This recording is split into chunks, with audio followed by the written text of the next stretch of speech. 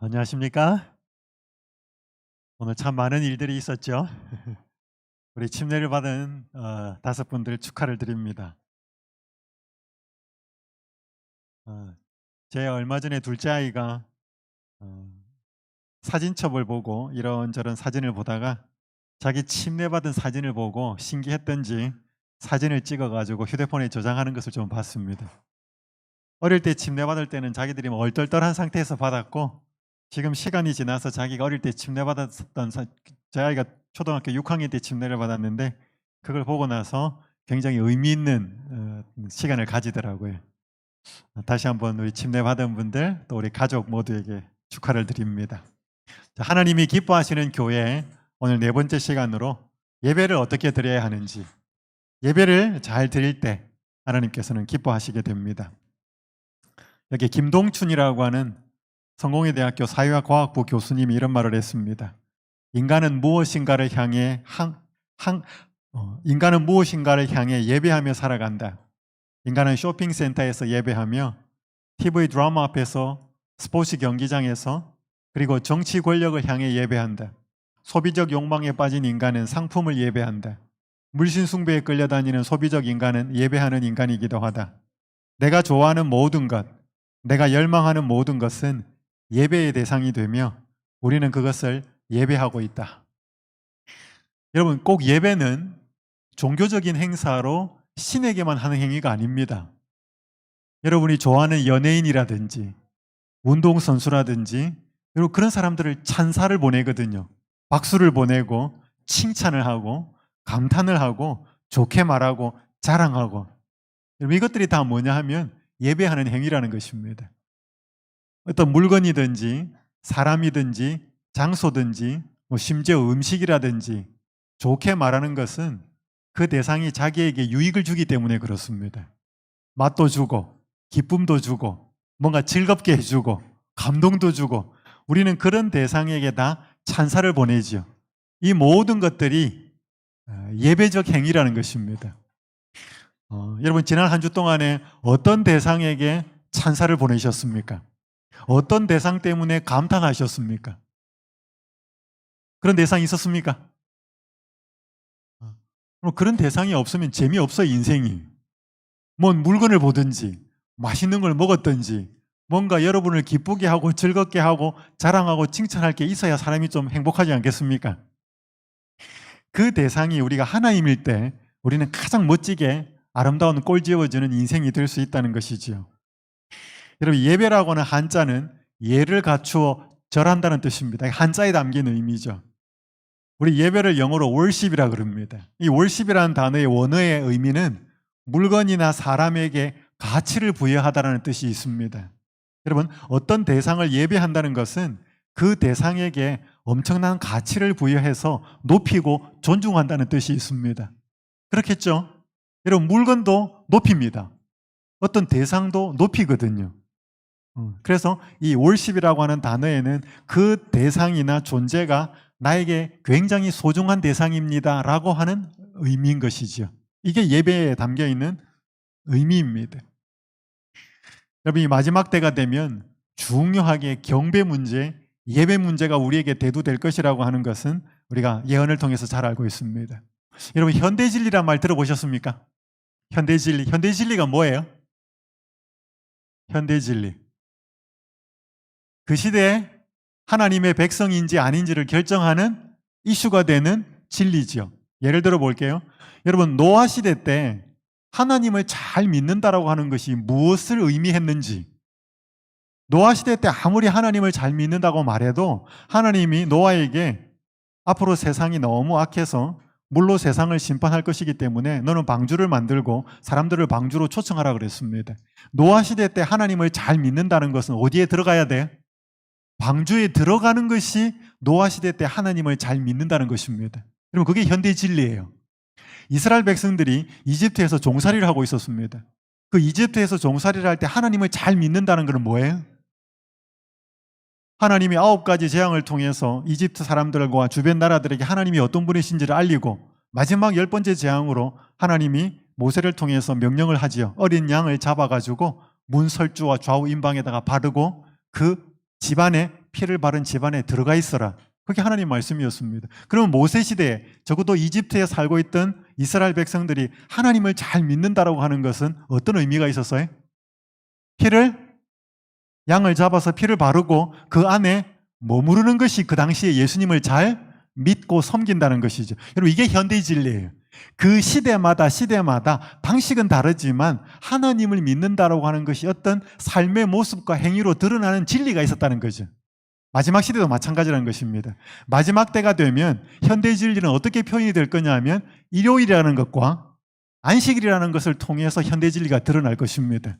그래서 하나님을 잘 믿는다라고 말할 때에는 계명에 온전히 말씀하고 있는 안식일을 준수하는 것이 현대 진리로서 하나님의 참 백성이 되는 표가 나타나겠다는 것이죠. 그때는 그것을 지키는 것이 하나님의 백성이라는 거죠.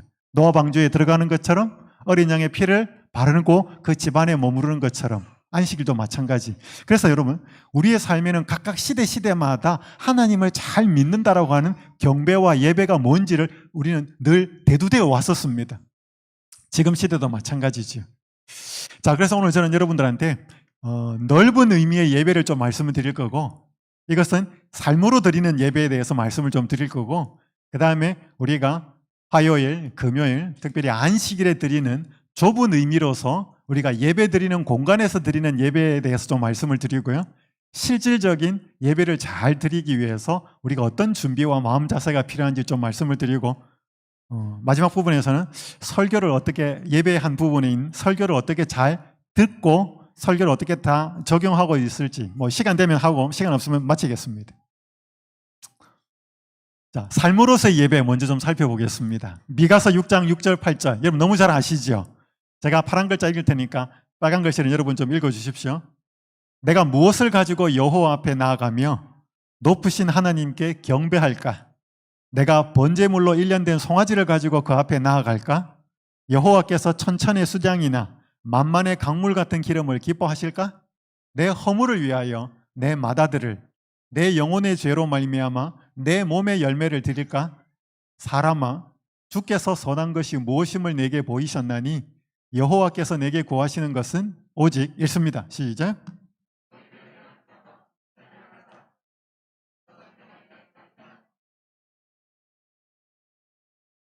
너무나 유명한 구절이죠. 하나님이 미가 선지자를 통해서 말씀하셨습니다. 그 당시 백성들이 무엇을 가지고 여호와 앞에 나가면, 무엇을 가지고 하나님께 예배를 하고 경배하면 하나님이 기뻐하실까? 그러면서 이게 제물이 나와요. 1년 된 송아지, 그 다음에 천천의 수양이나 만말의 강물. 제물 이야기하다가 갑자기 뭐가 나온가 하면 내 허물을 위하여 내 맏아들을 드릴까? 여러분, 여기서 맏아들은 인간이 바칠 수 있는 최고의 좋은 것을 상징합니다. 여러분, 자식을 바칠 수 있겠어요? 차라리 나를 바치지. 여러분, 그 당시에 이 우상을 섬기는 사람들이 자기들이 믿는 신을 섬기면서 어떤 좋은 대상을 들여서 내가 믿는 신에게 경배할까 고민하다가 최고 좋은 제물이 누구예요? 자식이에요. 여러분, 그걸 하나님께서 절대로 명하지 않으셨지만 사람이 거기까지 갔다는 것입니다. 자기가 믿는 신한테 내 맏아들을 드리면 기뻐하실까? 하나님께서 말씀하시지요. 여호와께서 내게 구하시는 것이 오직 뭐를 행하며? 정의를 행하며. 이 정의라는 단어가 미시팟이라고 하는 유명한 단어입니다. 그리고 여기 있는 인자를 사랑하며, 인자는 헤세드라는 단어입니다. 여러분 들어보셨나요? 구약에 등장하는 헤세드는 여호와의 은혜, 자비, 인애 여러 가지로 번역되는데 받을 가치가 없는 대상에게 베푸시는 하나님의 은혜를 상징합니다. 그 헤세드를 사랑하며 겸손하게 내 하나님과 함께 행하는 것이 아니냐. 그러니까 여러분, 이 세 번째는 십계명의 첫 번째부터 네 번째 계명 같은 것이고, 인자를 사랑하고 정의를 행하는 것은 사람과의 관계를 설명하는 것이죠. 그러니까 결국 말하는 것은 우리가 어떤 예배를 드려야 하는가라고 하는 것에 앞서서 우리의 삶이 예배여야 한다는 것을 보여주는 말씀입니다. 여러분, 이 당시에 미가 선지자 당시의 형편을 성경은 이렇게 기록합니다. 빨간 글자만 제가 읽을게요. 뇌물을 위하여 재판을 하고, 싹을 위하여 교훈을 하고, 우두머리들은 뇌물을 위하여 재판하고, 제사장은, 목사들은 싹을 위해서 교훈하고, 선지자는 돈을 위하여 점을 치면서도 이 노란 부분 함께 한번 읽어보겠습니다. 시작.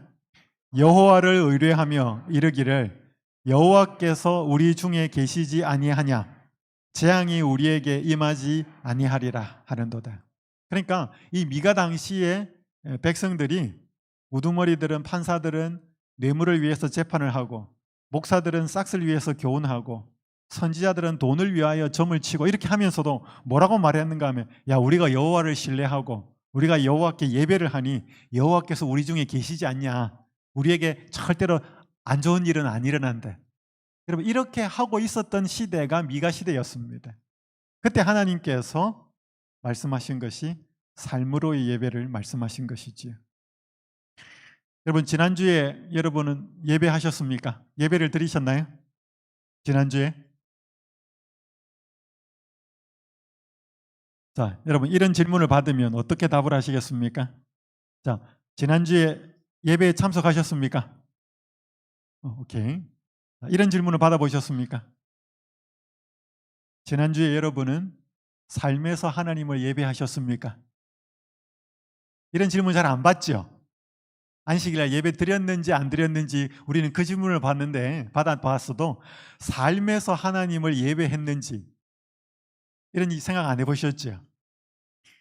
여러분 여기 마태복음 23장 23절을 보면 화 있을진저 외식하는 서기관들과 바리새인들이여 너희가 박하와 회향과 근채의 11조는 드리되 여기서 박하와 회향과 근채는 당시 사람들이 집안에서 키우던 채소를 가리킵니다. 텃밭에서 가꾸는 채소. 그러니까 그 사람들이 이 서기관들과 바리새인들이 집에서 여러분 상치 심어가지고 추수하면 11조 드려요? 오이 심어가지고 집에 그러니까 뭐 대량으로 무슨 비즈니스 하듯이 그렇게 심는 게 아니고 텃밭에 자기 먹으려고 가꾸면서 오이 심어가지고 11조 드리냐고요. 바리새인들과 서기관들은 그랬다 이겁니다. 회향과 박하와 근처의 11조를 뭐야 10분의 1을 정확하게 내가지고 그렇게 하나님께 11조 드렸어요. 그럼 나쁜 거 아니죠? 그렇게 11조 드린 게 나쁜 게 아닙니다. 근데 그 11조는 드렸지만 뭐는 잊어버렸다. 율법의 더 중한 바 정의와 긍휼과 믿음은 저버렸도다. 그때 예수님께서 뭐라고 말씀하셨어요? 야 그런 11조 드리지 마라 그러셨어요? 그러지 않아요. 이것도 행하고 저것도 버리지 말아야 할지니라. 그러니까 그렇게 드리는 11조 드리는 생활 맞다 이 말이죠. 근데 그것보다 더 중요한 건 뭐예요?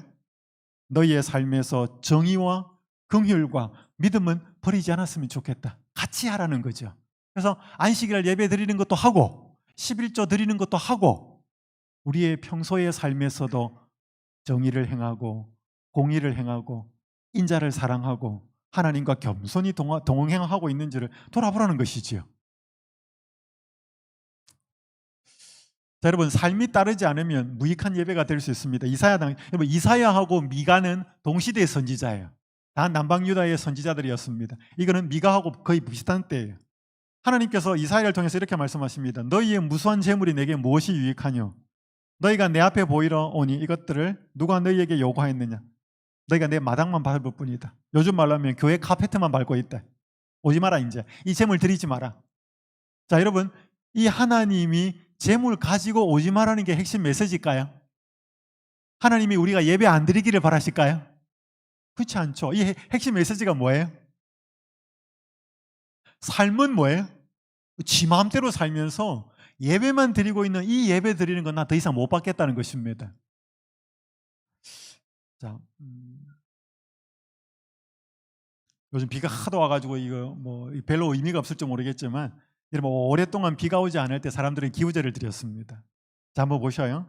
이 기우제를 여러분이 이제 드린다는 장면을 한번 상상해 보십시오. 정성스럽게 제물을 올리고 절도 하고 옷도 깔끔하게 입고 이 앞에서 제사를 드릴 때 사람들은 굉장히 경건하죠.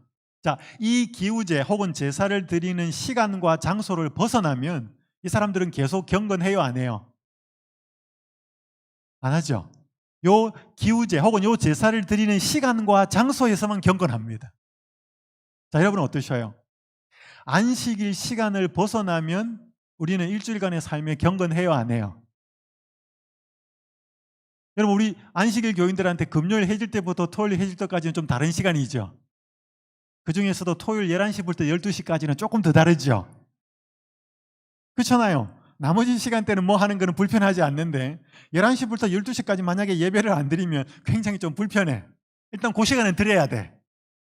근데 드리고 나서 넥타이 풀고 옷 좀 편한 옷 입으면 내가 예배를 드릴 때 드리던 자세와 태도가 나머지 시간대에도 연관이 돼요, 안 돼요? 그러면 이 기우제 지내고 이렇게 제사 드리는 거하고 뭐가 다르냐 이 말이에요. 이 제사 드릴 때도 이 사람들을 경건합니까? 굉장히 경건하고 절하고 제물 드리고 뭐 하지요. 옷도 함부로 입고 하고 옆에 딱 드릴 때 말도 안 하고. 여러분 분명히 이 시간과 공간 속에서는 제사를 잘 드린다 이 말이죠. 근데 이 기우제를 드렸기 때문에 나머지 시간에 이 기우제를 드린 거하고 아무 상관없는 삶을 사는 거죠. 맞나요? 여러분 안식일에 교회에 와서 예배 드리는 삶이 6일에 영향을 미쳐야 안 미쳐요?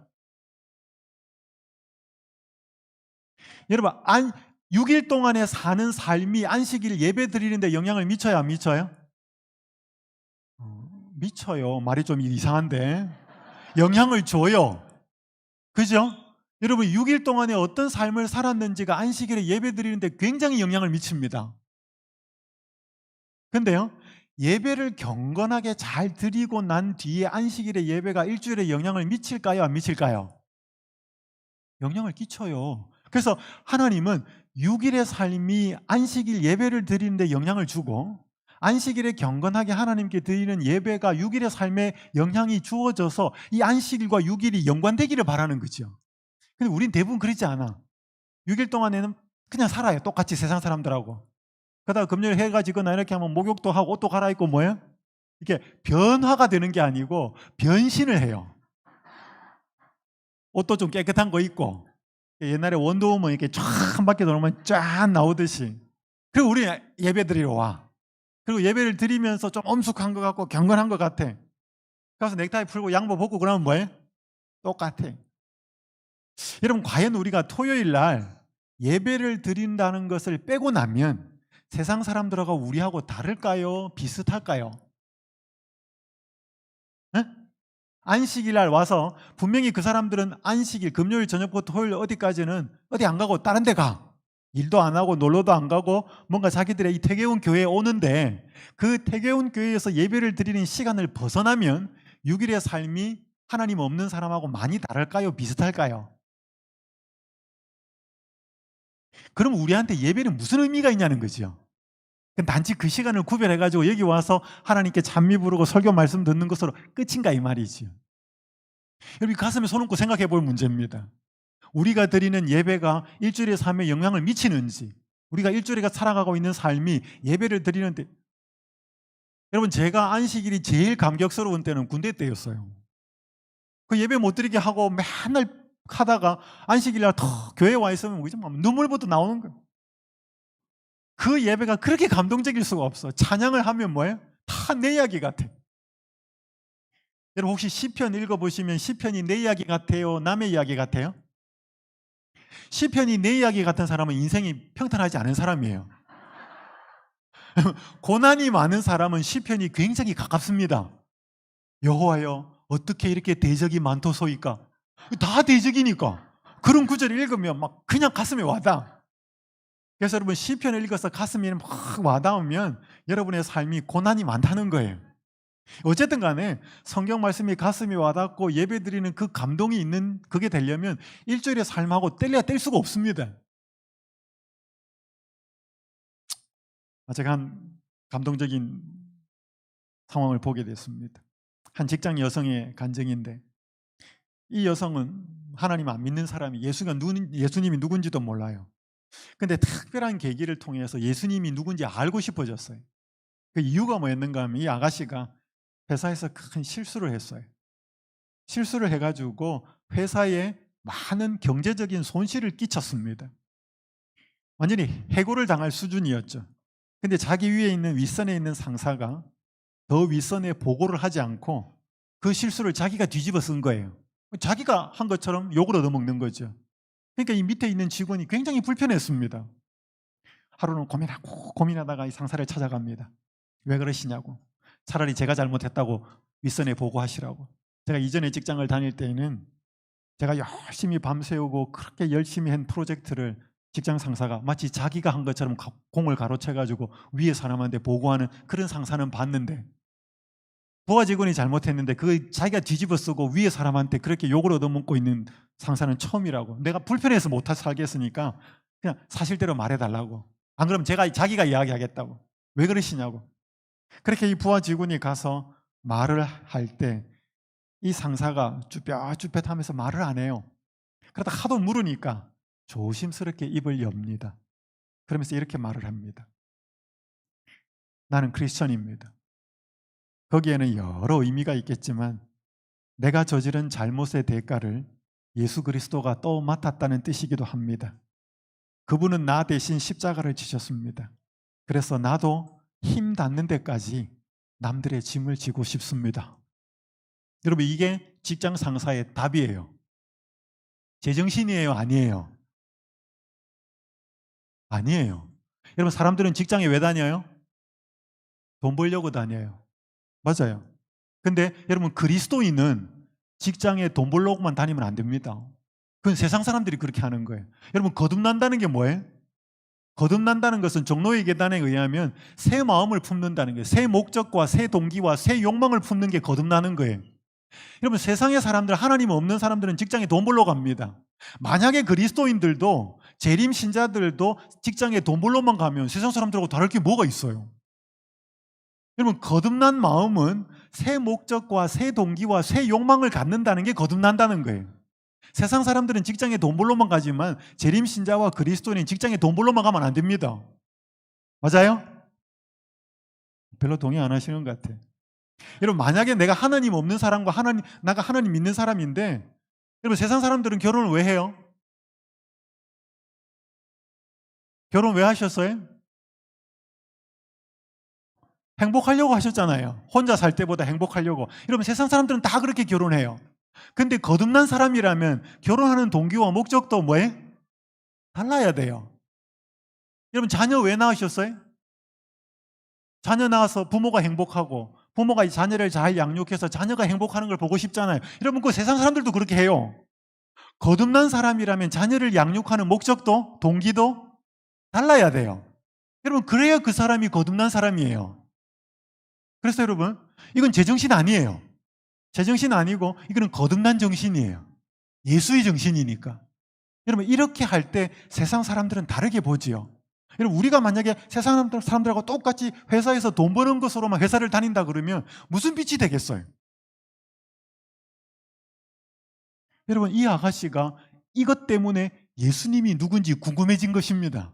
도대체 예수라는 사람이 누구길래 내 직장 상사를 이런 사람으로 만들어 놓았는가 하는 거죠. 여러분, 이게 뭐냐면 삶에서 드리는 예배지요. 이 사람이 교회 다닌다 안 한다 말 안 했지만 이 사람의 삶이 도대체 왜 저렇게 사는가가 보통 일반 사람에게는 물음표가 붙었다는 것입니다. 근데 나중에 알고 보니 이 사람이 이렇게 선택하는 삶을 사는 이유는 예수라는 거지요. 여러분, 그때 사람들은 궁금해집니다. 그래서요, 오늘 우리가 만약에 재림신자로서 내가 안식일이라고 하는 시간과 교회라고 하는 공간 속에서 내 모습만 달라진다면 우리는 회개해야 합니다. 우리는 6일 동안의 내 모습이 세상 사람들과 다르지 않다면 회개해야 합니다. 달라야 정상이에요. 여러분, 안 그렇습니까? 우리가 안식일에만 예배하는 사람이라면 우리 하나님께 영광이 되지 않습니다. 똑같이 그 사람들처럼 돈에 욕심이 있고 똑같이 세상의 명예와 인기와 자리에 탐심이 있고 내 자식 좋은 대학 보내고 좋은 데 직장 시켜서 출세시키고 만들고 싶은 똑같은 생각을 가지고 있으면 세상 사람들하고 뭐가 달라요? 아무런 다를 게 없습니다. 그것은 거듭난 사람의 삶이 아닌 거지요. 오늘 우리가 6일 동안의 삶에서 어떻게 하나님을 예배하고 있는가 한번 깊이 돌아볼 필요가 있겠습니다. 함께 읽겠습니다. 진정한 예배는 시작.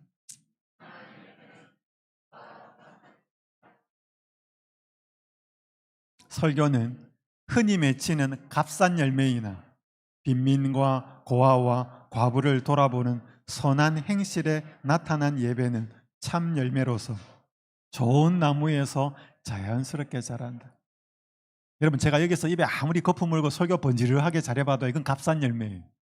차라리 삶에서 뭐예요? 불쌍하고 힘들고 어려워하는 사람한테 친절한 한마디, 사랑 하나 베푸는 것이 하나님 보시기에, 그렇다고 해서 설교가 하나님 보시기에 무익하다, 그건 아니에요. 그러나 하나님 보시기에 적어도 삶으로서의 예배와 예배로서 우리가 공간에서 드리는 예배를 놓고 볼 때 하나님은 어디를 더 친다고요? 삶으로서의 예배. 내가 삶에서 이 안식일의 시간과 교회라고 하는 공간 속에 들어오기 전에 살아가는 6일 동안의 삶이 하나님 보시기엔 더 중요하다는 것입니다. 그걸 잊어버리면 안 됩니다. 그렇다고 해서 우리가 예배를 드리지 말아야 되는가? No, 그건 아닙니다. 자, 그러면 좁은 의미로서의 예배를 살펴보겠습니다. 이건 말 그대로 우리가 이제 퇴교용 교회에서 안식일에 드리는 예배를 이야기하는 것이죠. 자, 예배는 상호작용입니다. 예배를 여러 가지로 정의하는데, 어떤 사람은 예배는 만남이다, 예배는 여러 가지로 이야기하는데, 자, 예배를 통해서 드리는 게 있습니다. 뭘 드려야 될까요? 한번 읽어보겠습니다. 시작. 예배자의 삶을 드리는 거죠. 뭘 드려요? 죄된 마음을 드린다. 또 뭘 드려요? 기도. 또 뭘 드려요? 찬양, 감사, 헌금. 그러니까 예배를 통해서 우리가 하나님께 자꾸 드려야 될 게 있습니다. 드리는 것만 하면 안 돼. 예배는 받아야 돼요. 뭘 받아야 돼? 하나님의 말씀을 받아야 돼. 예수님은 내가 또 무너지고 넘어지고 6일 동안에 실패했어도 여전한 사랑과 용서를 베푸시는 그분의 마음을 받아야 돼. 그걸 받아야 6일 동안에 살 수 있는 힘이 생기기 때문에 보증과 확신, 새 마음과 사명 등등 받을 게 많습니다. 자, 이게 죄된 마음이라고 하는 것 좀 살펴볼게요. 이게 미국에 있는 쓰레기통입니다. 굉장히 큰 쓰레기통인데, 이게 생애의 빛 종로의 계단에 이런 말씀이 있습니다. 우리가 모든 것을 그분께 드릴 때 우리는 무엇을 드리게 되는가? 우리는 예수님께서 당신의 피로서 순결하고 깨끗하게 해주시도록, 읽습니다. 시작. 우리의 죄된 마음을 그분께 드리게 된다. 여러분, 우리가 예수님 앞에 갖고 오는 것이 그렇게 고급지고 고상하고 거룩한 거 아니에요. 우리가 예수님 앞에 갖고 오는 것 대부분이 다 그게 더러운 거예요. 내가 아무리 정성스럽게 포장을 해도요. 이거 뒤에 한번 보겠습니다. 제가 먼저 이거 하나 보고 이거부터 먼저 말씀드릴게요. 굉장히 중요한 말씀입니다. 예배와 기도와 찬양, 회개하는 사람의 죄의 자복 등은 참된 신자에게서 향연처럼 하늘 성소로 올라가지만 그것들은 타락한 인간의 입술에서 나왔기 때문에 매우 불결하고 보혈로 정결하게 되지 않으면 하나님께 아무런 가치가 없다. 뭐라고요? 우리가 예배하고 경배와 찬양도 열심히 하고 설교도 어떻게 하고 기도도 하고 우리가 죄를 고백하기도 하고, 여러분 이게 하나님 앞에 신자들이 드리는 얼마나 고상하고 값지고 아름다운 예물이에요. 근데 이것들은 타락한 인간의 입술과 본성에서 나왔기 때문에 이게 불결해가지고 하나님께 올라간다 못 올라간다? 못 올라갑니다. 하나님께 못 올라가요. 아무런 가치가 없습니다. 자, 그러면 어떻게 되는가? 하나님 우편에 계신 중보자가 자신의 의로 그것들을 정결케 하여 드리지 않는다면 하나님이 간합하실 수 없다. 그분은 하나님 앞에서 자신의 공로를 담은 향로를 가지고 계신다. 그 속에는 이 땅에 부패한 것은 하나도 없다. 그분은 향로에 신자들의 기도와 찬양과 죄의 자복을 모아 그 위에 자신의 흠 없는 의를 첨부하신다. 그 향은 그분의 속죄의 공로로 향기롭게 되었기 때문에 하나님이 온전히 받으실 만한 향으로 간합된다. 그 다음에 기도 응답이 있게 된다. 잘 기억하셔요. 자, 이걸 왜 제가 말씀드린가 하면, 우리 예배를 어떻게 드려야 된다 그러면, 이거 이제 예배 드리는 하는 어떤 우리의 마음 자세 중에 하나죠. 요한복음 4장에 보면 예배하는 자가 뭐와 뭐로 예배할지니라? 영과 진리로. 옛날에 성경에는 신령과 진정으로. 근데 이게 원어의 의미로는 푸뉴마와 알레테이아라는 단어인데, 푸뉴마는 성령이라는 단어고 알레테이아라는 단어는 진리라는 단어예요. 합치면 그겁니다. 여러분, 우리가 예배할 때 우리 마음과 정성을 다하여 드리는 것도 분명히 필요한데 그것만으로는 안 된다는 것입니다. 그것만으로 하나님 앞에 우리의 기도와 찬양과 모든 것이 올라간다? 안 올라간다는 것입니다. 여기는 성령이 함께 하셔야 돼요. 성령이 함께 하시는 예배가 되어야지 우리의 드리는 모든 것이 하나님 앞에 올라간다는 것입니다. 성령을 구하고 성령이 함께 드리는 예배를 할 때 우리의 삶은 진리 가운데로 인도가 되는 것입니다. 이게 영과 진리로 드리는 예배예요. 자, 그래서 오늘 여기 있는 말씀처럼 여러분 우리의 정성과 마음 자세가 중요하지만 그것만으로는 안 됩니다. 그러니까 우리의 예배에 성령이 임재하시도록 간구하는 마음의 자세, 예수님이 우리의 예배를 받으시도록 중보하시도록 마음속에 굉장히 그분을 갈구하고 그분께 초점을 맞추는 예배가 되지 않으면 그냥 우리가 정성스럽게 드린다고 해서 하나님 앞에 올라가는 건 아니라는 것입니다. 제 말 이해되시나요? 그러니까 우리가 얼마나 하나님 중심적이 되어야 하는지, 얼마나 성령을 간구하고 성령 중심으로 예배를 드려야 하는지, 그렇지 않으면 백해무익이라는 것입니다.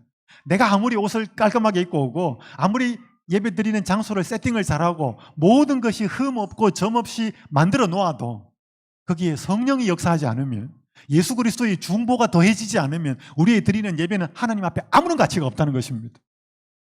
그러니까 여러분 우리의 예배가 인간적인 마음 너머에 더 중요한 것을 잃어버리면 안 된다는 것입니다. 그래서 우리가 가지고 오는 것이 뭐 굉장히 거룩하고 고상한 마음이 아니고 뭐예요? 우리 뭘 가지고 와야 돼? 그러니까 이게 참 중요한 게 뭐냐면 있는 그대로 오시면 됩니다. 있는 내 마음 그대로 그냥 가지고 오시면 돼요. 그리고 하나님 앞에 내어놓으면 하나님, 제가 우리 하나님 앞에 드릴 수 있는 건 이 죄된 마음뿐입니다. 제가 뭔가 어떻게 살아보려고 애를 썼지만 이번 한 주도 그렇게 하나님 보시기에 올바로 살지 못했습니다. 그러나 이 뻔뻔스럽게 이 죄된 마음 그대로 가지고 왔사오니 예수님 저를 불쌍히 여겨주시고 긍휼을 베푸셔서 하나님의 보혈, 예수님의 보혈로 이 죄된 마음이 깨끗해져서 예배하는 자세가 될 수 있도록 인도해 주십시오. 우리는 늘 그런 마음으로 하나님 앞에 나와야 돼요. 그런 예배를 하나님이 받으시겠다는 것입니다. 자, 여러분 예배 드릴 때 하나님이 그 자리에 임재하실까요? 여러분 태계원 교회에서 예배 드릴 때 하나님이 그 자리에 임재하실까요?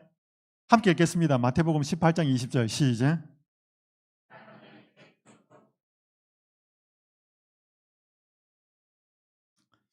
여러분 미사 혹시 천주교에서 예배 드리는 거 한번 보신 적 있습니까? 파이프 오르간 쫙 치면서 뭐예요? 스테인드 글라스부터, 여러분 제가 캐나다에 갔을 때 집회를 했을 때 거기에 있는 목회자들이 저보고 꼭 성당이, 어떤 성당이 저기 몬트리올에 있는 그 노틀담 성당을 꼭 한번 구경을 해보라 그래요. 여러분 노틀담이라고 하는 성당이 프랑스권에는 많아요. 노트르라는 말이 프랑스어로 무슨 말이냐면 부인, 여성, 그러니까 부인을 존칭하는 말이에요. 담이라는 말이 여성이라는 뜻입니다. 그러니까 여러분 마담 할 때 그 마담이 담이, 그러니까 노틀담은 말이 뭐냐면 우리의 여성 이런 뜻이에요. 성모 마리아를 가리킵니다. 그러니까 노틀담 성당은 다 성모 마리아를 높이는 성당이에요. 그래서 제가 몬트리올에 있는 그 성당을 어떻게 이렇게 물어서 찾아가게 됐습니다. 얼마나 큰지요. 근데 성당을 들어가려고 하니까 입구에서 돈을 받아요. 캐나다 달러로요 8달러인가 그렇게 받아요. 작지도 않아요. 이야, 이 돈을 주고 이걸 들어가야 돼 말아야 돼. 사람들 꼭 보라 그러니까 도대체 뭐가 있는지 싶어서 들어갔어요. 들어가고 나서 딱 문 열고 들어가니까 이렇게 성당 안 전체가 황금색이에요. 자, 금을 얼마나 갖다 발랐는지는 잘 모르겠는데 조명과 금과 그 장식과 스테인드 글라스하고 뭐 세워놓은 여러 사이즈도 어마무시하게 컸습니다. 저 끝이 안 보여요. 넓고 딱 가서 한동안 그랬습니다. 그러니까 사람들이 이제 거기 가보라는 것입니다. 제가 한 번은 그 처음 순간에는 그 성당의 압도적인 그 장관에 일단 기가 눌렸고요. 한참 시간 나서 정신을 차리고 나니까 속에서 신경질이 나기 시작했습니다. 이유가 뭔가 하면 교회를, 성당을 이렇게 지어야 할까? 여러분 제가 그때 무슨 생각이 들었냐면, 야, 예수님이 만약에 이 노틀담 지역에 온다 그러면 여기 와서 예배 드리고 갈까? 이 생각이 들었어요. 여러분 예수님이 만약에 퇴계원에 오면 어디 가실 것 같습니까? 퇴계인교 오실 것 같습니까? 뭐 그럴 수도 있을 것 같아요. 근데 만약에 예수님이 퇴계원에 오시면 퇴계원에서 가장 열악한데 노숙자가 있는 곳이든지 아니면 가장 사람들이 안 찾아보는 그런 곳에 가실 것 같아요. 저는. 거기에 노숙자 많습니까? 오시는 분들? 거기에 만나러 가실지 모르겠습니다. 어쨌든 여러분 우리가 예수님을 오해할 때가 굉장히 많습니다. 우리가 막 거룩하고 이렇게 만들어야 예수님이 거기에 거하신다. 진짜 거룩해야 되는 건 우리 마음이지. 여러분 어쨌든 간에 우리가 예배를 드리러 왔을 때 머릿속에서 잊지 말아야 될 것은 하나님이 이 주의 이름으로 두세 사람이 모인 이곳에 하나님이 함께 계신다라고 하는 사실을 믿어야 합니다. 그럼 여러분 하나님 앞에 계시면 우리는 어떤 태도를 보일까요? 여러분 혹시 대통령 만나러 가보셨습니까? 뭐 여러분하고 저하고는 그런 거리가 멀잖아요. 제가 어느 곳에 방문을 갔더니 그분이 대통령하고 찍은 사진을 자기 집 제일 중앙에 높은 데다 다 걸어놨더라고요. 굉장히 영광스러운 거잖아요. 대통령하고 사진 찍었으니까. 아주 중요하게 집에 갑옷처럼 그렇게 해놨더라고요. 여러분 우리 만약에 청와대 초청을 받으러 가면 굉장히 조심할까요? 여러분 청와대 우리가 대통령 만나러 가가지고 막 휴대폰 끄집어내고 가지고 막 왔다 갔다 할까요? 대통령 만나러 가가지고 안 할 것 같죠? 근데 우리 하나님 만나러 와가지고 뭐예요? 휴대폰 여보세요 예배 드리는데 저는 이렇게 휴대폰을 물론 갖고 있습니다. 요즘 갖고 있는데 근데 11시에서 12시 사이에 휴대폰 문자를 보내는 안식일 교인들이 있어요. 굉장히 궁금해요. 여러분 분명히 그 사람은 교인이거든요. 교인이면 11시에서 12시 사이는 분명히 교회에 있을 텐데 그 시간에 휴대폰 문자를 보낸다? 있어요. 그래서 여러분 진짜 우리가 드리는 예배가 아까 뭐 예수 그리스도의 구원의 어떤 그 보혈의 중보의 공로가 없으면 하나님 앞에 무가치하다는 것은 분명한 건데 근데 우리가 드리는 예배가 진짜 어떻게 드리고 있는지 무성의하게 여러분 사람이 늘 드리는 것은 굉장히 익숙해집니다. 그 다음에 이제 타성이 붙어요. 뭐 의뢰이 드리는 예배. 그래서 여러분 경건과 마음의 자세는 그 다음부터는 시들해집니다. 또 예배 드리는가 보다. 너무 익숙해지는 거죠. 여러분 익숙해지는 것은 굉장히 위험할 가능성이 있습니다. 형식적으로 드릴 예배가 많거든요. 여기 빨간 글자 함께 읽겠습니다. 교회정은 5권 495페이지 시작.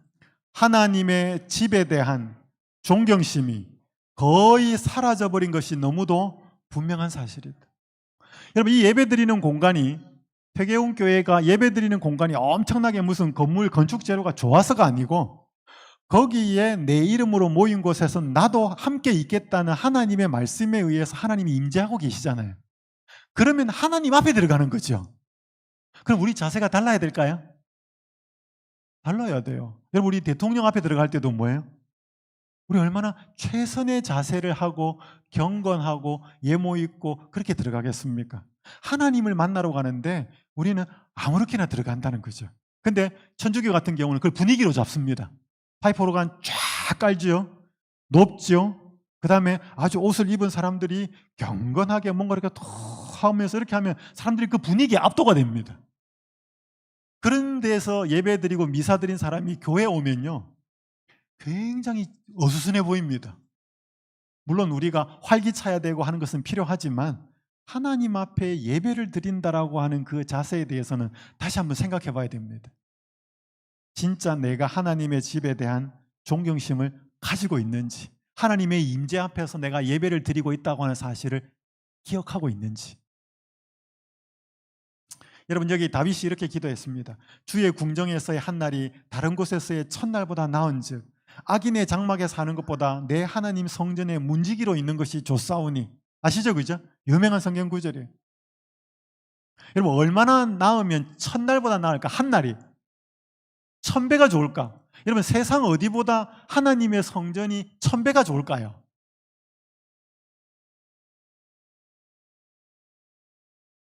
제가 1995년에 대학원에서 공부를 하고 있을 때 신학 공부를 할 때 수업 중에 하나가 공중전도 수업이었습니다. 공중전도 수업으로 학기 중에 수업을 하고 수업이 끝날 때 지역교회에 나가서 전도회를 하고 평가를 받는 그런 수업이었는데 그때는 어떻게 연결이 중국 심양에 가서 전도회를 하는 것으로 이야기가 되어서 수업이 마치고 중국 심양에 가게 되었습니다. 그래서 심양에서 여러 곳에서 대학원생들이 흩어져서 전도회를 했습니다. 그래서 안식일엔 다 모여서 어디에서 안식일 예배를 드렸는가 하면 뚱광교회라고 심양에 있는 엄청나게 큰 교회예요. 그러니까 이건 삼자교회이기 때문에 이 교회는 교회의 소유가 아니에요. 이 교회는 안식일에는 안식일 교인들이 예배드리고 일요일은 일요일 교회가 예배를 드리는 곳이에요. 교회는 건물은 정부 거예요. 그러니까 여기 갔는데 안식일이었습니다. 예배에 모인 인원은 3,000명이 넘었습니다. 굉장히 큰 교회였습니다.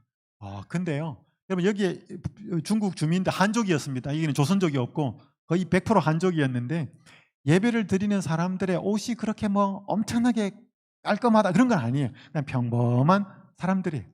근데요, 예배를 드리는 모습이 진짜 잡담하는 사람 한 사람도 없었어요. 이 3,000명이 넘는 사람들이. 저희가 딱 가서 위에, 그러니까 좀 늦게 갔기 때문에 안내하는 사람이 1층에는 안내를 안 하고 저희들을 2층으로 안내를 했습니다.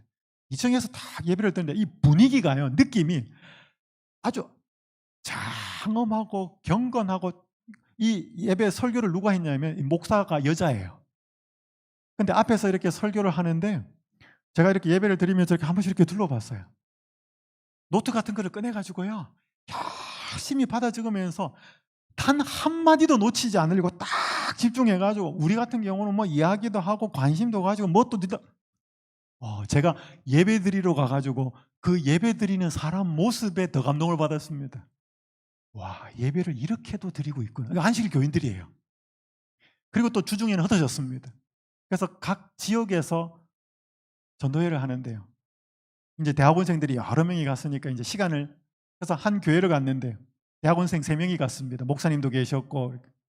근데 한 장소에 아침 일찍 갔는데요, 이 예배 드리러 하나님 말씀을 들으러 온 이 중국 청년들, 중국 교인들이, 그 이제 조선족이었습니다. 한국말로 했기 때문에. 와, 여러분 열 몇 시간 동안 화장실 한 번 안 가요. 나중에 우리 전도사들이 지쳐가지고 저희들은 3시간, 4시간 만에 바꿨습니다, 사람을. 근데 이 사람들은 딱 무릎을 꿇고 앉아가지고 하나님 말씀 하나라도 더 듣기 위해서 눈이 초롱초롱해가지고 우리를 쳐다보는 거예요. 그러니까 우리가 미안해서 고만하자 소리를 못 하겠는 거예요. 그러니까 우리는 계속 바뀌었습니다. 한 3사람이 3시간씩 4시간씩 돌아가는데 물 한 모금 안 마시고 밥 한 번 안 먹고 화장실 한 번 안 가고 딱 앉아가지고 말씀을 들어요. 제가 감동받은 것은, 제가 뭐 신학 대학원 다녔으니까 뭐 설교를 얼마나 잘했겠습니까? 그건 상관없는데, 와, 하나님 말씀을 이렇게 들으려고 하고 이렇게 진지한 자세로 하나님 앞에 나와 있는 거, 이게 우리한테는 더 감동이 됐어요. 그런 사람들이 있더라고요. 그러면서 제가 한국 교회하고 한번 비교를 해봤습니다. 우리 설교 12시 넘어가면 어떻게 돼요?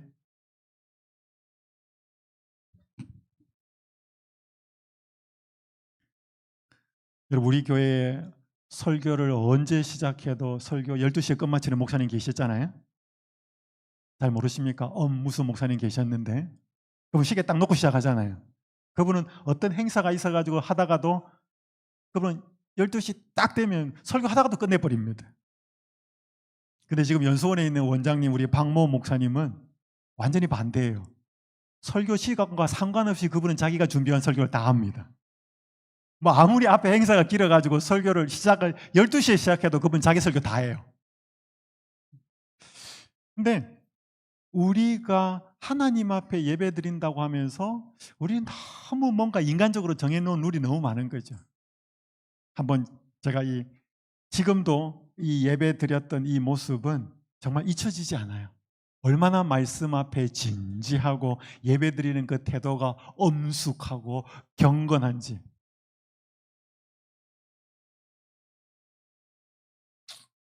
우리의 예배에 회개와 돌이킴이 있어야 합니다. 빨간 글자 함께 읽겠습니다. 시작. 하나님께서 구하시는 제사는 상한 심령이라. 상한 심령이라. 하나님이여, 상하고 동의하는 마음을 주께서 멸시하지 아니하시리이다. 여러분, 오늘 우리가 드리는 예배할 때 상한 마음이 좀 있을까요? 있어야 합니다. 자, 여러분 기쁨과 감사와 찬송으로 드리는 예배. 빨간 글자 보십시오. 기쁨으로, 감사함으로, 찬송함으로. 보통 교회 안식일 학교의 교장 선생님 딱 서서 여러분 안녕하세요 인사하면 뭐예요? 저는 대부분 한 번으로 끝나는 거의 못 봤어요. 일단 교인들의 반응이 없거든요. 여러분 안녕하세요. 또 두 번. 여러분 우리 교인들은 예배 드리는 게 경건해요? 심각해요? 우리 교인들은 경건한 것을 자꾸 심각한 것으로 오해해요. 여러분 우리 교회에 성경 많이 알고 예언의 신 많이 아는 사람이 밝아요? 어두워요? 왜 그럴까요? 여러분 전도를 잘하려면요, 전도를 잘하려면 두 가지가 돼야 됩니다. 영적이어야 되고 사교적이어야. 근데 우리 교인들 중에서 성경을 많이 알고 예언의 신을 많이 알면 영적이거든요. 근데 영적인 사람은 사교적이지 않아요. 성경을 알면은, 예언의 신을 많이 알면 괜히 그 사람 앞에 가면 굉장히 부담스러워. 근데 우리 교인 중에 사교적인 사람이 있어요. 그죠? 말도 잘하고 잘 어울리는 사람이 있어. 다 그런 건 아닌데 또 그런 사람들은 영적이지 않아요. 이야기를 나눠보면 온갖 세상 재밌는 이야기를 다 하는데 깊이 있는 성경 이야기는 못 들어가. 그러니까 영적인 사람은 사교적이지 않고 사교적인 사람은 영적이지 않아. 다 그런 건 아닙니다. 많은 경우가 그래요. 그러니까 여러분 전도를 잘하려면 뭐하고 돼야 돼? 영적이면서 사교적인 사람이 예수님께로 인도합니다. 그러니까 본인이 뭐가 약한지 아셔요. 나는 성경도 좀 알고 나는 예언의 신도 좀 알았는데 나는 좀 사교적이 부족한 것 같아. 그러면 사교성을 길러야 돼요. 근데 좀 사교적인 분은 난 성경도 더 많이 알고 예언의 신도 더 많이 알아서 예수님에 대해서 좀 더 많이 알아요. 자기 약점 아시겠죠? 자, 왜 우리가 찬양할 때, 예배 드릴 때 안 기쁠까요?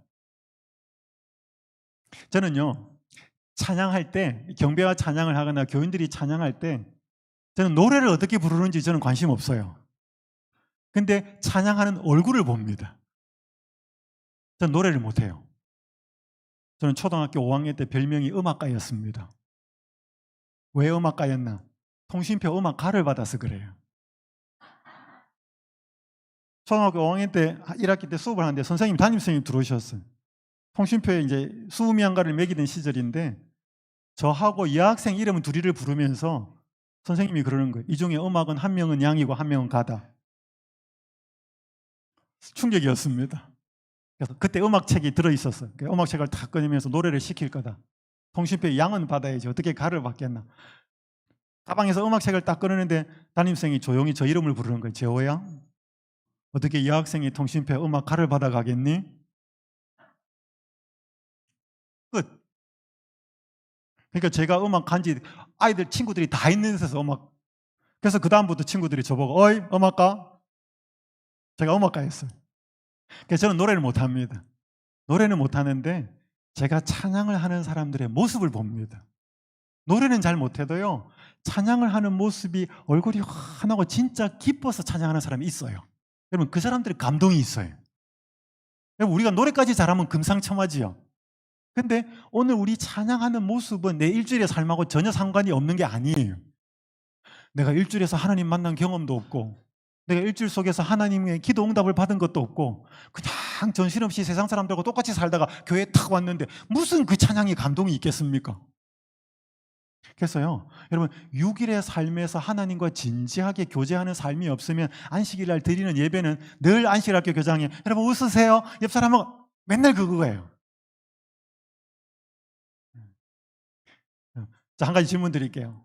여러분 6일 동안에 하나님의 말씀을 잘 개인적으로 읽고 영적으로 공급받는 사람이 설교를 잘 들을까요? 6일 동안에 하나도 말씀을 안 보고 바짝 심령이 마른 사람이 설교 잘 들을까요? 네? 영국에서 한 기상학자가 실험을 했어요. 잔디밭 3종류에다가 물컵을 넣고 바짝 마른 잔디, 일반 잔디, 물이 촉촉하게 스며 있는 잔디, 똑같은 물컵 하나씩 들고 뒤집어 엎었습니다. 어느 잔디가 물이 가장 빨리 흡수가 되었을까요? 우리 생각에 뭐가 제일 빨리 흡수할 것 같아요? 바짝 마른 거. 제일 물을 흡수를 못했습니다. 물이 제일 잘 흡수가 된 것은 촉촉한 잔디였습니다. 여러분, 어떤 사람이 목사님의 설교, 여러분, 거식증이란 말 들어보셨습니까? 영어로는 아노렉시아라고 하는 건데, 여러분, 모델들, 유명한 영화 배우들 다이어트 심하게 해가지고 속에서부터 음식을 안 받는 사람이 있어요. 그래서 뼈만 남은 바싹 마른 사람이 그 음식을 주면 토해냅니다. 이게 거식증이에요. 영적으로도 마찬가지입니다. 여러분, 영적으로 일주일 동안 말씀 하나도 안 본 사람이 안식일에 딱 앉으면 말씀을 쫙 빨아들일 것 같지만 절대로요. 내가 평소에 말씀을 잘 읽는 사람이 뭐예요? 하나님 말씀 잘 받아들입니다. 그래서 6일간의 삶은 그 6일간의 삶이 어떠하는지에 따라서 안식일에 드리는 예배의 모습은 완전히 다릅니다. 잊지 마셔요. 그래서 오늘 우리 찬양이 감동적이지 않으면 내 6일간의 삶에서 하나님 만나는 감동이 없었다는 뜻입니다. 그 사람이 드리는 찬양이 무슨 감동이 있겠습니까? 그래서 그거는 예배를 점검할 게 아니고 6일의 삶을 점검하셔야 돼요. 내가 6일 동안에 찬양을 감동적으로 부르고 사는 삶을 살고 있는지, 거기에서 6일 동안에 하나님을 만난 삶이 있는지, 그래야 안식일에 하나님 앞에 왔을 때 그 6일 동안에 나를 만나주신 하나님을 감사하고 찬양할 거 아닙니까? 그런 하나님이 하나도 없는데 찬양을 기쁨으로 부른다? 그런 일 거의 없습니다. 여기 빨간 글자 함께 읽겠습니다. 그는 자기의 택하신 백성을 위해서, 읽습니다. 시작.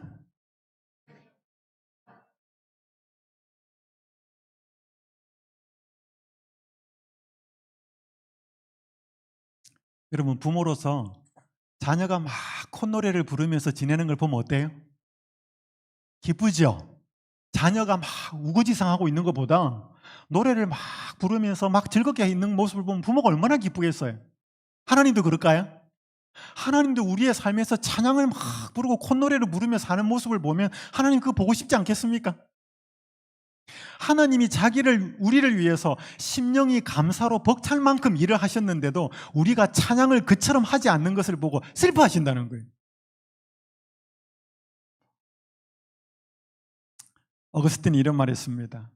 하나님은 당신이 찬양한다고 해서 더 나아지는 분이 아니며 당신이 비난한다고 해서 더 못해지는 분도 아니다. 그러나 선하신 하나님을 찬양하면 당신이 더 나아지고 비난하면 당신이 더 못해진다. 여러분, 태양 앞에 촛불 켜면 태양빛이 좀 밝아질까요? 태양 앞에 촛불 아무리 켜봐요 태양빛에 아무런 영향을 못 줍니다. 우리가 하나님께 영광을 돌리고 찬양한다고 해서 하나님이 엄청 높아질까요? 아무 상관없습니다. 여러분, 하나님은 우리가 찬양 안 해도 그분 자체가 존귀한 분이에요. 근데 그 하나님을 찬양하면 우리가 어떻게 돼요? 우리가 가장 행복해집니다. 그래서 찬양은 우리를 위해서 하라는 거예요. 물론 그분의 그 사랑을 깨달아서 하나님께 영광을 돌릴 때 하나님도 흐뭇하시겠죠. 그래서 우리가 찬양을 하면 우리가 더 나아지고, 우리가 찬양하지 않고 하나님을 비난하고 하나님께 감사를 드리지 못하면 우리가 더 초라해진다는 것입니다. 예배가 그렇다는 것이에요. 여러분, 헌금도 마찬가지입니다. 오늘 아침에 제가 동방박사 이야기했지만 하나님 앞에 나올 때는 모두 나와야 돼요. 우리의 예물도 함께 나와야 되죠. 그걸 하나님께서는 원하십니다. 자, 예배를 위한 실제적인 제안 몇 가지만 말씀드리고 마무리하겠습니다. 이거 빨리 읽고 넘어갑니다. 자, 예배 전에 어떤 실제적인 제안이 좀 있으면 좋겠는지. 자, 여러분, 안식일에 예비일에 좀 준비를 하시면 좋겠습니다.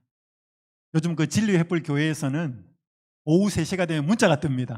혹시 이게 진리 횃불 교회 그 카톡이 앱이 이렇게 되어 있는 분, 오후 3시가 딱 되면 문자가 뜹니다. 이제 안식일 시작할 시간이 되어 갑니다. 준비하시면 좋겠습니다. 이렇게 떠요. 뭐 그런 것도 괜찮습니다. 하나님 사이에 한 주 동안 내가 지은 죄가 있다면 죄를 고백하고, 아무개와 사람 사이에 서먹서먹한 관계가 있다면 예배 드리러 가기 전에 전화도 하고 그렇게 회복하는 그런 시간이 있으면 좋겠습니다. 청소도 하고 음식도 준비하고 최선을 다해서 준비할 수 있는 것이 준비되면 좋겠습니다. 여러분, 그렇게 하는 사람은 안식일에 들어가는 마음의 자세는 다릅니다. 한번 해보시겠습니까? 안식일 아침에 늦잠을 자지 마시면 좋겠습니다. 일주일 동안 너무 피곤하다가 안식일 아침에는 좀 자자. 그래서 안식일 아침에 꼭 하나님과 교제하는 시간을 가지고 예배에 오시면 좋겠습니다. 그러면 예배 드리는 자세가 달라집니다. 자, 안식일 아침에 가족과 싸우지 마셔요. 저는요, 안식일 아침에 집사람하고 싸워가지고 그날 안식일에 교통사고가 났습니다. 제가 남아공에 있을 때. 그날도 잊지를 못해요. 그날은 2007년 12월 22일이었습니다. 제 큰아이 생일이었어요. 제가 그 케이프타운에서 스타사라고 대학 팀들과 그 오비 팀들이 3,000명이 넘어서 한 대학 캠퍼스에서 모이는 집회가 있었습니다. 일주일 동안. 그래서 제가 연락해가지고 안식학교 시간을 15분을 프레젠테이션 시간을 얻었어요. 저희 집에서 1시간 거리에 있는 학교였습니다. 근데 집사람이 빨리빨리 안 움직였습니다. 걔가 다퉜어요. 급해가지고 운전을 하다가 교통사고 났습니다. 차가 폐체가 됐습니다. 그리고 저는 그날 가지도 못했습니다. 여러분, 사단은요, 안식일 아침에 특별히 더 하나님 믿는 사람들 다투게 만듭니다. 짜증나게 만들고 사소한 일에 화나게 만들고. 여러분, 성질 한번 부리고 예배 와봐요. 목사님 뭐라고 이야기해도 안 들어옵니다. 그래서 여러분, 화날 일이 있더라도 뭐예요? 그 사탄이 그렇게 하는 거라고 기도하시고 참으셔요. 하나님, 뒷말은 안 하겠습니다. 그리고 교회 절대로 지각하지 마셔요. 제가 한번 서울영화학원교회 있을 때 제가 9시 전에 한 8시 반쯤에 교회를 가는데 그날따라요 3040 그 일찍 교회 오라고 그래도 잘 안 오는 사람들이 더 일찍 왔더라고요. 그날 제가 이유를 알았습니다. 그날 자기 애들 순서예요. 어린이반 순서. 어린이반 순서 하니까 아버지들이 다 일찍 와가지고 캠코더부터 시작해서 앞에 쫙 진열해서 다 장치를 해놨어요. 자기 애들 하는 거 찍으려고. 여러분, 사랑하는 대상, 사랑하는 데에는 마음이 가요. 자기 아이들이 순서할 때는 그렇게 일찍 오는데 자기 아이들 순서 하나면 일찍 안 와. 그거 하나님은 도대체 뭐냐는 거지. 그러면 교회 지각하지 마셔요. 그리고 가능하면 앞자리에 앉으셔요. 좋은 거는 앞자리는 늘 비어 있다는 것입니다. 늦게 오면 저 뒤에. 자, 교회로 출발하기 전에 꼭 예배를 위해서 기도하시고 하나님이 주실 은혜를 기대하셔요. 여러분, 영화 보기 전에 기대해요? 솔직히 하셔요. 보잖아요. 영화 보기 전에 뭐 어떤 영화 나왔다더라. 와, 보자. 기대해요, 안 해요? 여러분, 예배 때도 기대해요? 와, 오늘 이창선 목사님 무슨 설교하실까 기대해요? 기대하셔야 돼. 기대하시고 기도하셔야 돼요. 자, 교회에 들어가 자신을 하나님께 드리고 말씀을 듣는 자신이 하나님의 축복을 잘 붙잡을 수 있도록 기도하셔야 돼요. 다릅니다, 여러분. 이 기도를 드리는 사람의 예배와 자세와 이 기도를 하지 않고 드리는 예배자의 자세는 달라요. 자, 말씀을 전할 설교자와 듣는 청중을 위해서도 기도해 주십시오. 예배를 위해서 우리가 준비할 게 있습니다. 자, 예배를 드리는 중에 자, 예배의 자리에 하나님이 임재해 계신다는 사실을 기억하십시오. 느낌으로 아는 게 아니에요. 주의 이름으로 두세 사람이 모인 곳에 나도 그들 중에 거하겠다고 하는 그분의 약속에 의해서 믿는 것입니다. 자, 예배에 집중하는 데 방해되는 것을 모두 제거하십시오. 자, 하늘과의 연결을 위해 잠시 세상과의 연결을 끊어올 수 있습니다. 제가 알고 있는 한 장로님은 아예 휴대폰을 안식일에 쓰지 않습니다. 예배 시간이면 아니고 그분은 금요일 해질 때부터 토요일 해질 때까지 아예 휴대폰을 꺼버려요. 처음에는 굉장히 불편했습니다. 그러니까 그분한테 연락하려면 안식일 전에 해야 돼. 전에 하거나 안식일 끝난 뒤에 해야 돼. 그분은 안 킵니다. 물론 그걸 제가 잘한다고 할 수는 없어요. 하지만 이분은 그 의도가 뭐냐면 안식일에 하나님 앞에 온전하게 집중하기 위해서 세상과 좀 끊겠다는 것입니다. 저는 그분의 그 마음은 존중합니다. 어쨌든 간에 여러분, 그렇게 하기는 쉽지 않아요. 그죠? 다른 사람하고 안식일을 해야 될 게 있기 때문에. 하지만 적어도 여러분, 아까 말씀드린 것처럼 우리가 대통령 앞에 갈 때 대통령 만나서 막 이야기하고 있는데 잠깐만요, 휴대폰 막 쫓아 들어가서 이렇게 안 한단 말이죠. 근데 제가 이렇게 보고 있으면 교회에서 그렇게 막 쫓아나가는 사람도 있다는 것입니다. 한번 좀 생각해 보시면 좋겠습니다. 자, 여러분, 예배를 평가하지 말고 적극적으로 참여하는 자세가 되면 좋겠습니다. 찬양대가 우리 예루살렘 찬양대라고 그러는데 찬양대가 탁 준비를 했을 때 하면 뭐예요? 오늘 좀 하네. 그러니까 여러분, 찬양대가 찬양하는 것은 회중을 대표해서 찬양의 달란트가 있고 그 시간을 헌신하여서 드리는 사람이 하나님께 드리는 거죠. 그러니까 회중이 그 시간엔 같이 찬양하는 거예요. 그래서 어떤 교회는 찬양대가 청중을 보고 찬양대 하지 않습니다. 앞을 보고 해요. 찬양대 좌석이 그렇게 되어 있어요. 이 찬양을 받으시는 분은 누구다? 하나님입니다. 청중한테 지금 설교하기 전에 뭔가 막간에 노래 서비스하는 게 아니라는 거죠. 근데 많은 교인들이 그렇게 생각해. 목사님 설교 중에 노래 서비스하는 것처럼. 그래서 찬양을 잘했니 못했니 평가합니다. 굉장히 잘못된 것입니다. 그때 그 찬양대가 찬양하는 시간에 나도 함께 찬양을 해야 돼요. 마음으로 동참해야 되는 것입니다. 여러분, 예배도 마찬가지예요. 예배를 평가하지 마시고 예배를 참여하는 자가 되십시오. 찬양도 마찬가지입니다. 자, 찬양을 듣는 자가 되지 마시고 찬양을 하는 자가 되시고요. 자, 말씀이 선포되는 시간에 하나님의 말씀에 집중하고 옆 사람하고 이야기하거나 졸지 마십시오. 근데 여러분, 이거 졸지 만다는 게 제가 이야기 좀 드릴게요. 어떤 한 아가씨가 우리 병원에서 근무하는 아가씨예요. 근데 이 아가씨는 금요일 저녁에 나이트 근무를 한 거예요. 대부분 뭐 하고 싶어요? 집에 가서 자고 싶지. 근데 이 아가씨는 졸음을 쫓고 예배 드려 온 거야. 근데 목사님의 설교가 그렇게 막 감동적이지 않고 예배 시간에 졸았어요. 교회 장로님이 예배 시간에 와서 존다고 엄청나게 나무랐어요. 그 아가씨 상처 엄청 받았어요.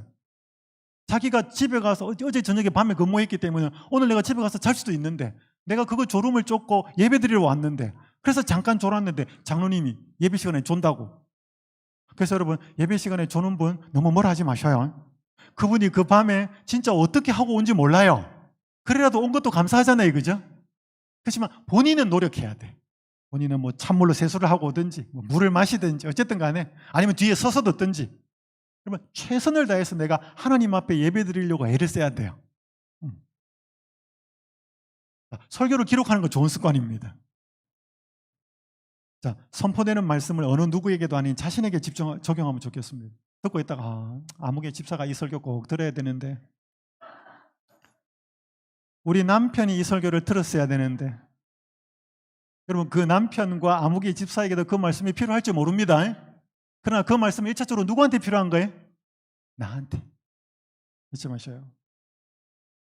자, 예배 끝난 후에 자, 생명의 말씀을 주신 하나님께 감사하십시오. 오전에 들은 말씀이 안식일 오후에 쓸데없는 농담과 잡담 때문에 마음에서 사라지지 않도록 하십시오. 자, 여러분, 지난 안식일에 이창선 목사님 설교했습니까? 안식일 예배 때? 설교 제목 기억하십니까? 기억나셔요? 안 나죠? 왜냐면 생각 안 하거든요. 자, 지난주에 이창선 목사님이 안식일에 설교한 설교 내용을 주중에 한 번이라도 생각해 보신 분? 주중에. 여러분, 이게 우리 현실이에요. 목사님 설교 아무리 감동적으로 해도 예배 드리고 때 문 떠날 때 식당 가기 전에 다 까먹어 버려요. 식당 가서 무슨 이야기 하느냐? 지난주에 야, 너 머리 파마인 거 괜찮았다. 옷 오늘 정말 예쁘다. 화사하다. 여러분, 식당에서 그거 이야기하고 있어, 우리 안식 교인들. 설교 듣고 나가지고. 그리고 그 목사님이 안식일에 설교했던 설교를 주중에 단 한 번도 생각해 보지 않습니다. 그 목사님이 우리 교인들이 어떻게 살기를 바라는 마음으로 기도하고 준비한 말씀 한 번이라도 생각해 보면서 내가 그렇게 살고 있는지를 적용시켜 보지 않아요. 그러니까 설교는 언제 그로 끝나는가 하면 딱 목사님하고 인사하고 문 떠나는 순간, 식당 가는 순간 다 잊어버립니다. 그리고 한 번도 생각하지 않아요. 단 한 번도. 여러분, 그래서 청교도들은 안식일 오후에 목사님이 하신 설교를 잊어버리지 않도록 하기 위해서 적어와가지고 자녀들하고 이번 일주일 동안에 어떻게 살 것인지를 청교도들은 연구했습니다. 그게 청교도들이 예배를 드린 후에 안식일 일요일 오후에 하는 습관이었습니다. 우리 적어도 그 정도는 아니어도요. 우리가 적어도 목사님이 지난 안식일에 뭐 설교했지? 라고 생각하면서 어떻게 내가 그럼 일주일에 돌아오는 삶에서 이걸 적용하고 살지? 그럼 생각해 보셔야 돼요. 이게 예배 드린 후의 삶이에요. 가능하면 안식일 오후에 설교를 복습하십시오. 안식일에 들은 말씀을 다음 한 주 살아갈 동안에 계속해서 기억하고 자신의 삶에서 적용할 것을 찾아서 실천해 보십시오. 어떤 삶의 변화가 있는지. 적어도 목사님은 그걸 기대하고 설교할 거가 아니겠습니까? 자, 6일 동안에 하나님의 말씀을 규칙적으로 읽고 묵상하면서 삶의 예배를 드리며 살아가는 시간이 필요합니다. 그래서 여러분, 삶의 예배를 잘 드리면 그게 안식일의 시간 속으로 들어옵니다. 시간과 장소를 구별된 예배를 잘 드리고 이 구별된 예배를 잘 드려서 그 감동을 기억하고 말씀을 기억하고 주중으로 들어가면 6일간의 삶에 영향을 미쳐서 그래서 6일과 안식일에 드리는 예배가 상호 연관이 되어서 함께 힘을 주어야 되죠. 안식일의 예배는 6일에 힘을 주고 6일의 삶은 안식일에 힘을 주어서 함께 예배를 올바로 삶에서의 예배와 예배로서의 예배를 제대로 드리는 사람으로 살아가기를 하나님께서는 기뻐하시죠. 자, 이번 태계원교회 잘하고 계실 겁니다.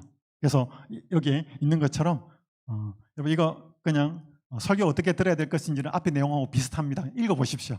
다만 꼭 기억하실 것은 예배를 드리는 자가 준비하는 게 필요합니다. 여러분 설교하는 분이 설교를 잘하기 위해서 준비 많이 할까요? 얼마나 많이 하는 줄 몰라. 그러면 예배를 잘 드리기 위해서 예배하는 사람도 준비해야 될까요? 여러분 기도 맡아봐요. 기도하기 위해서 기도를 경건하고 잘하기 위해서 기도 준비하지요. 해야 됩니다. 짧게 해야 되고. 그렇게 예배에 등당하여서 예배 순서를 맡은 사람이 준비하는 것처럼 예배에 참석하는 사람도 준비하셔야 돼요. 그 준비가 함께 맞물려야지 예배는 더 경건하고 올바르게 드려질 수 있다는 것입니다. 자, 토의하는 시간 갖겠습니다. 시간 좀 오버돼서 죄송합니다. 자, 제가 기도하고 우리 토의 주제를 좀 드리겠습니다. 자, 기도하겠습니다. 하늘에 계신 하나님 아버지, 저희를 재림신자로 불러주셔서 예배하는 자로 불러주셔서 감사합니다. 저희가 지금까지 어떻게 예배하며 살아왔는지를 돌아보게 하여 주시옵소서. 예배 날짜는 잘 기억하려고 했었지만 6일간의 삶에서 삶으로 드리는 예배를 잘 드려왔는지 하나님 돌아보게 하여 주시옵소서. 그리고 저희가 늘 익숙하여서 편해서 늘 드리던 예배이기 때문에 그저 형식적으로 예배를 드려오지 않았는지 마음을 다시 한번 돌아보게 하여 주시옵소서. 6일간의 예배 삶이 안식일의 예배로 영향을 미치게 하시고 안식일에 거룩하게 드린 예배가 6일간의 삶을 살아가는 데 힘을 얻는 그런 상호 보완되는 삶의 예배와 교회에서 드리는 예배가 되도록 축복하여 주시옵소서. 그래서 저희들이 드리는 삶의 예배와 하나님께 드리는 예배를 통하여 하나님이 영광을 받으시고 저희가 큰 용기와 힘을 얻는 예배가 되도록 인도하여 주시옵기를 우리의 예배를 기쁘게 받으실 예수님의 이름으로 간절히 기도드립니다.